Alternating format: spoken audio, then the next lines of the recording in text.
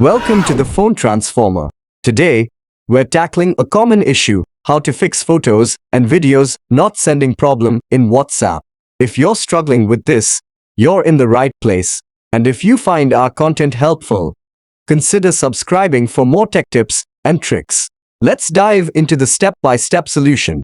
Step 1. Open the Play Store app on your device. Use the search bar at the top. Type in WhatsApp and press search. Check to see if there's an update available. If there is, go ahead and update the app, as this might fix the problem. Step 2. Return to your device's main menu and tap on the settings icon. This is where you can adjust various options for your phone. Step 3. In settings, look for the Apps or Application Manager option and tap on the Manage Apps. Here, you'll see a list of all the apps installed on your device. Step 4. Scroll through the list until you find WhatsApp.